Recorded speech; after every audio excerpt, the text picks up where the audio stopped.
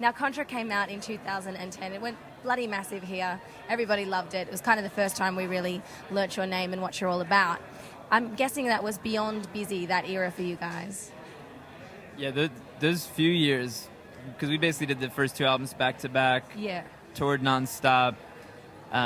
So we went really hard then, and we only when we finished touring Contra we get to take a little break and have a little look around and have a breather. Yeah. And I was wondering, I've heard you've taken quite a bit more time with this now, the new album that's not released here yet until a couple of months. And how does that feel to give yourselves the time to take time off? Well, we didn't even take that much time off. Most of the past few years has really been working on the album, and sometimes you feel like it'd be nice to rush it out, but the truth is, to really make an album we're happy with takes a long time. So, I think there were a couple points in the last year where we could have put out an album, but I think when we were listening to it, we just wanted to make sure that it was as good as it possibly could be. So. Yeah. That's the time that we've taken. I know your fans have been very teasing any little bit you give them. You play something at a show under another name, and I mean we've had a taste now in Unbelievers. Is that what we can expect? I mean the change in sound, and is that the direction the rest of the album is going on? I feel like with our records it's hard to point to any one song. Even the response we've gotten just from shitty YouTubes of that from our fans has been great. So I'm really excited for them to hear the whole thing. I would say that this album has definitely got its own vibe. It's in its own world. There's a lot of stuff that people might think is like classic Vampire Weekend, but in the way from the first album to the second album, a lot of new ideas came in. It's kind of like the same process.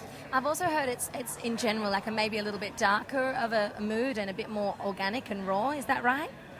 Yeah, I mean, in some ways we maybe made the mistake of trying to describe it too early, but it's that's how it was, how it is now. I can say it's got probably one of our scariest songs ever. Ooh. There's a spooky one for sure. What does a Vampire Weekend scary song sound like? Probably not that scary in the grand scheme of things. A little bit maybe a little like Clockwork Orangey. Ooh, and some psycho strings. Are there any kind of arpeggiator? When I think spooky, I think strings. There's some scary stuff like that, but people for a long time have always thought that we were supposed to be a scary band because of our name. So okay, so finally just giving the people what they want. living up to the name. Now the record was recorded in New York and LA. And LA, okay. Yeah. And who did you use on production this time?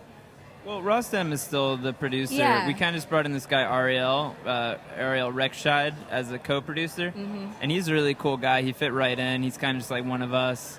Just another set of hands. Yeah, pretty much. It wasn't like we brought in some intense older dude to kind of be in charge of us. We brought in somebody just kind of to join us, be part of the creative process, and he's cool because he has the same set of references as us. He's produced everything from Justin Bieber to Cass McCombs and Blood Orange. So okay, the same crazy set of references. Right, he likes pop music. He likes more unusual stuff. He gets it. What's it like when you're recording and Rostam is co-producing or producing you guys, to have your producer in the band? Does that ever create any friction or raise any questions? Well, there's always friction making an album because we all do feel really strongly, but that's all we've ever known, and it kind of makes the most sense to me. It's so weird for me to think that sometimes bands bring in somebody totally outside of their universe to be in charge of something as important as the sound. So I like the fact that somebody who's involved in the songwriting is also involved in the production because it goes hand in hand, So he never pulls rank and says, you're doing that harmony, you're doing that. He said, and this is not on this album, he said he pulled rank literally once. Wow. And that was on Contra. And it never happened again.